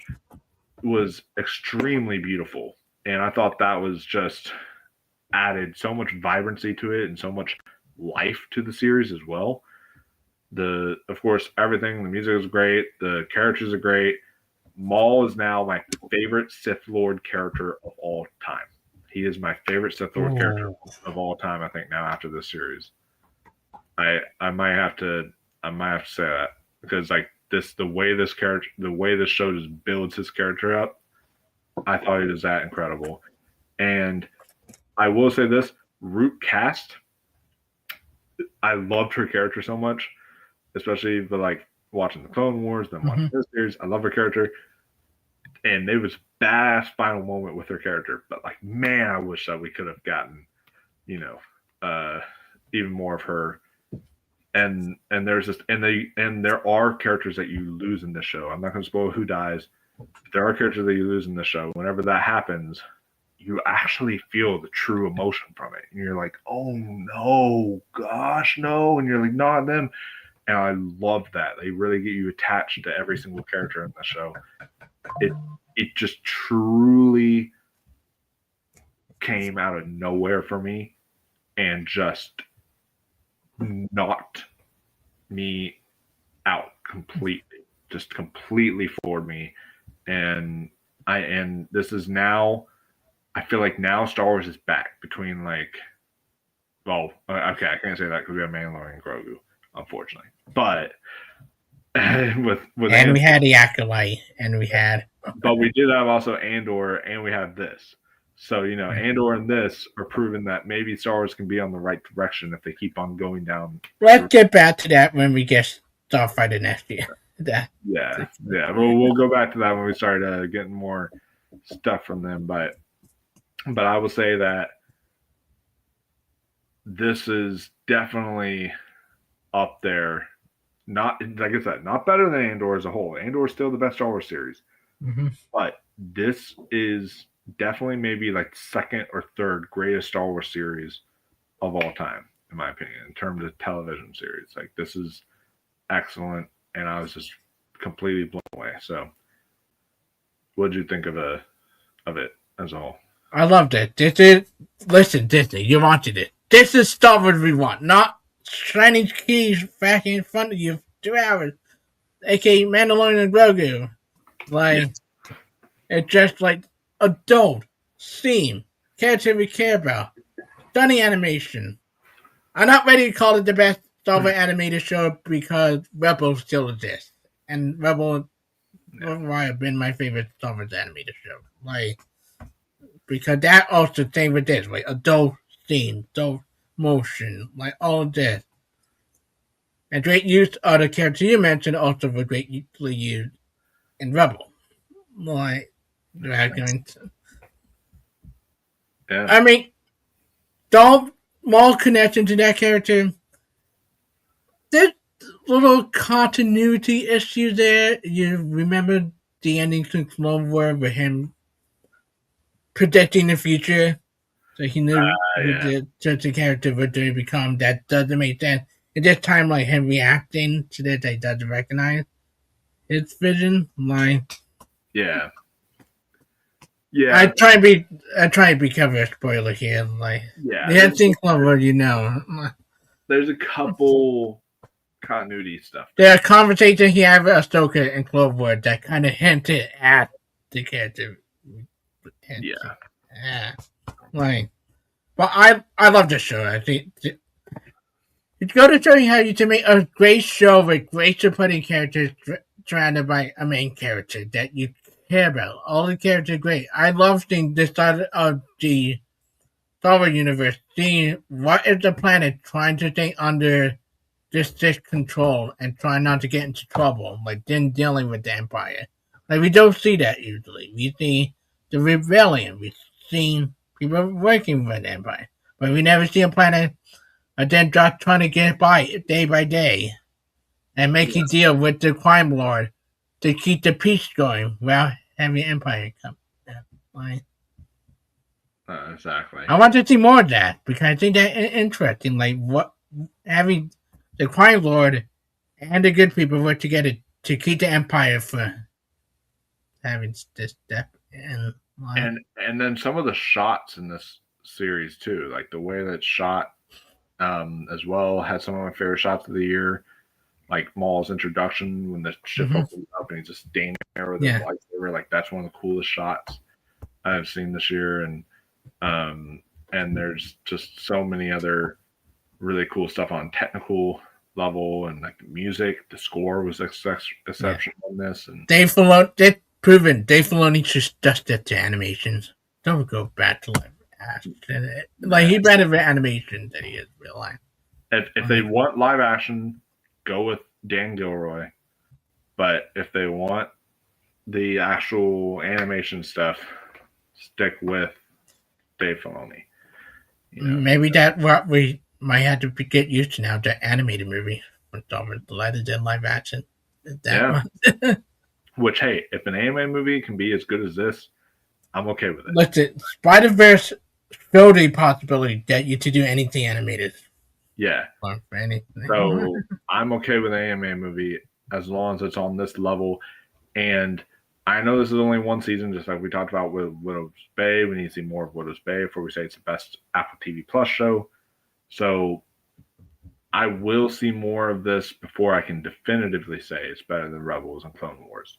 But for me, it's like if this lasts, like, say, 5 seasons. This did better than the first couple of seasons of Clone Wars. I won't say it's better than the last season of Clone Wars. Like, yeah. It's definitely, because the Clone Wars was a very hit or miss show. Like, it had its great moments, and then it had its not so great moments. Rebels was great start to finish. Rebels was great start to finish. This is great start to finish so far. So if this keeps up that same momentum, then this could be something that really competes with it as something truly excellent. Because we are. And never thought I would see the day would disconnect to another certain Star Wars movie that people hate. There's a cameo in this from a character from a certain Star Wars movie. Oh, And we yeah. just thought to the connection to hopefully a season 2 to get to that cameo for Darth Maul in that movie, like that. And Coming then around. they also literally took characters in this show that were like in the Clone Wars that honestly fully fucking sucked in the Clone Wars. I'll just say it's outright. In the actual show, the Clone Wars, hey, the characters sucked. we might see a certain Game of Thrones actor maybe come back in the future in Darth Maul Shadow Lord from that Star Wars movie that people like. Yeah. I want to know what happened to that character because they never gave a conclusion to that. Yeah, exactly. So, so to me, this is just a show that will just completely came out of nowhere, like talked about, and like just completely just took me by storm and took me by surprise. So, so yeah, that is the list, guys, for our best shows of the year so far, and we will go back and kind of rapid fire recap it for all you who are just joining now. But again, at number 10, I got Something Very Bad is Going to Happen. At number 9, I got Wonder Man. At number 8, I got Margot's Got Money Troubles. At number 7, I got The Legend of Vox Machina Season 4. At number 6, I got The Bear Season 5. At number 5, I got Hacks Season 5. At number 4, I got The Pit Season 2. Number 3, I got Anaya 7 Kingdoms Season 1. And then I got Widow's Bay at number 2. And then Maul Shadow Lord at number 1. And again, 2 and 1, they're so close to each other because I think both of those shows are masterpieces that, like, if they could ask me tomorrow, Widow's Bay could be my number 1. I don't know. It keeps on going back and forth for me. But I love both of those shows so much. And rapid fire through your 10 again. Number 10, The Bear, Season 5. Number 9, The Agency, Season 2. Number 8, Wonder Man. Number 7, Night of the Seven Kingdoms. Number 6, The Pit. Number 5, Margot Got Money Trouble. Number 4, Maul Shadow Lord. Number 3, Shrinking. Number 2, Widow Bay. Number 1, Hack Season. Oh, yeah. Yeah. Damn. Great year for television, guys. And I mean, like I said, I like The Bear all the way up through Maul Shadow Lord were like 5 out of 5 like level quality content for me. Like, this has been an incredible year for television, and I cannot wait for what's to come, because I mean, we got stuff like Harry Potter coming up. We got Carrie coming up, like recently that we talked about. Lanterns. I know you don't really watch it, but Adults. I loved Adults Season 1. Adults Season 2 is coming out this year on FX. We got Lucky. Lucky with Anya Taylor-Joy is coming out. Reacher, Slow Horses, of course. Anytime that comes back, it's always excellent. Mobland. That one's going to be a really good return. We have Crystal. The Reacher spin-off show, Nearly, I think that might call. Like, what the... Yeah, that one. We got Ted Lasso coming back as well. Yeah. We got Vision Quest coming. We got the Lioness. We got Crystal Lake, the new horror, that other horror TV show that's like based on Friday 13th, and there is so much good television still in store for us, guys, that it's unreal. But we're living in a good time to be TV fans. So yeah, with that said, let people know where they can find you, man. Yeah, you can find me here there at Trivia Multiplayer Letterboxd. I'll stay tuned for Thursday because it's the Odyssey week, and I got my ticket for Thursday to the Odyssey at 2 p.m. You have my review of for The Invite, Moana live action, and Evil Dead Burn. Guys, if you're looking for anything, go see the movie. Go see The Invite. One of the best movies of the year so far. Like better than a lot playing the movie theater right now. One of my favorite so far this year. Yeah, and then everywhere else. We got a long way of TV to go. And I can't wait to see what the rest of the year bring for TV. I can't wait for Percy Jackson season 3 for the Titan Curse. Yeah, I know you love that shit. So yeah, that'll be really exciting. So yeah, and also Brian says we have Stuart Saves the Universe coming later this month. So yeah. Hot take, I'm not a big Theory fan. Yeah, I'm not a huge fan of that show either. So I like Young Sheldon more than I like Big Bang Theory. Same, honestly, same. I like Young Sheldon even more than I like Big Bang Theory. So yeah, Big Bang Theory kind of is annoying in my opinion, but we'll but I'll still check it out, see what I think of it, but I'm probably not gonna like it. But yeah, but that's it, guys. You can find me here. I'm gonna be doing a maybe like a spoiler breakdown, or at least like a franchise ranking for Evil Dead when I go see that tomorrow, and then I'm going to be doing an Odyssey review for you guys. There's going to be some other great content coming out. We're going to be doing some Spider-Man content leading up to the release of Spider-Man Brand New Day. So stay tuned for that. That'll be really fun. So, and then of course the monthly mistake drinking game is coming back again. We're going to be doing that on the 18th. And this time we're doing Shark Attack 3, which is a really bad shark movie where literally there's a character in there. There's an exchange where one girl's like, man, I'm really tired. And he's like, and then the guy's like, yeah, but I'm also really wired. Why don't you take you home and eat your pussy? And it's just so out of nowhere. And it's hilarious. It's just like, I can't believe that line was actually written in a movie. So we're going to be doing Shark Attack 3 since it's summer, since Shark Week is coming up. And we're going to be doing that soon. So, be on the lookout for that. And, and also with summer coming around and other type of summer themed stuff, that some stuff like that might be coming up on the channel as well. So, and we got the Emmy final prediction for wins in September.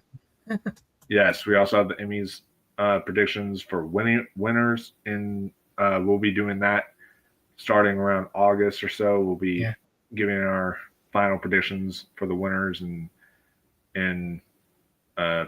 September. So be on the lookout for that, guys, and much more. We're going to be catching up on all these shows that are nominated at the Emmys here soon. So I got a lot to catch up on in terms of television. So we're in the House of Dragon reign right now. yeah, and also in House of the Dragon, also binging some Sam Neill stuff because I'll probably be doing a Sam Neill video for you guys to honor him. So I've been binging a lot of Sam Neill movies today. So rest in peace, Sam Neill. You were great. We love you. Everything you've done is absolutely incredible. So yeah. With that said, we will see you all in the next one. Until then, stay classy, my friends. Keep on watching those TV shows.